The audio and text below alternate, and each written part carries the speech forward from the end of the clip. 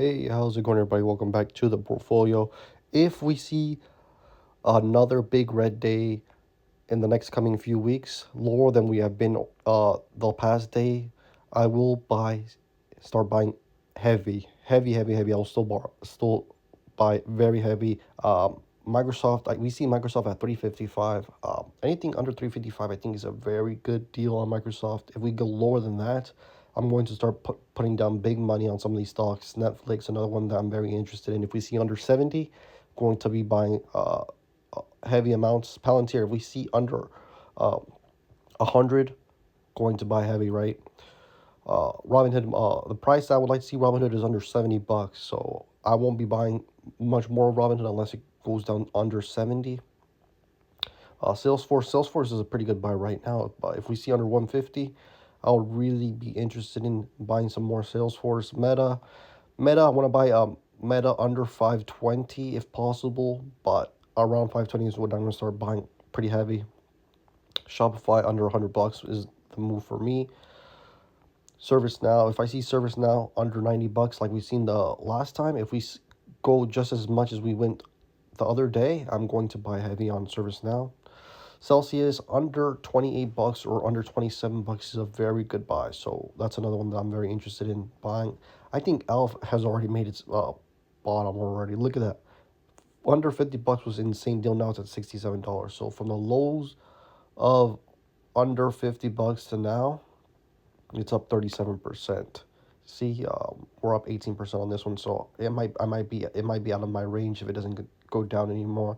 So far, another one, if we get into the 15s, it's a buy. So all of these are the ones I'm gonna be loading the boat on. If we see any more big red in some more of these stocks, might dip in some of these stocks, but I would need to see a lot more red. Nvidia, honestly, if we can see Nvidia go down even more, I think this one's another one that's a pretty good buy. We've seen it go down from 235 all the way down to 192. So that's an 18% dip right there.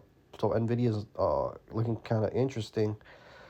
But that's the plan of action for now until maybe the end of the year. If we continue to see some weakness, I'm gonna have to start buying some of these stocks heavy. I'm not gonna just be buying one or two shares like I've been slowly buying. I want to start buying like $3,000 to $5,000 at a time. If we start seeing some big dips, especially in some of these ones I don't have that much equity in, Netflix, Microsoft, Amazon. I slowly just barely started buying. Same thing with Palantir. I want to get all these positions into the 5K range because once I have some 5K or more, I consider that a nice position to begin with. That's how I started my AMD position. I only bought $5,000 in AMD in the beginning, then I put another 2,000, and I put a little bit more after that.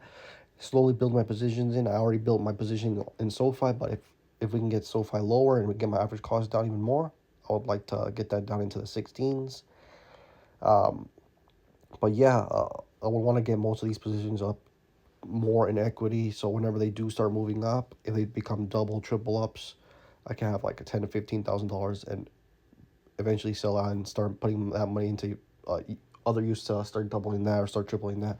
And that's the way that I play the games. Eventually, when AMD hits that $1,000 range or $700 to $1,000 range, I'll start really thinking about whether or not I want to sell it, and then I'll be super heavy in cash again, and waiting for opportunities.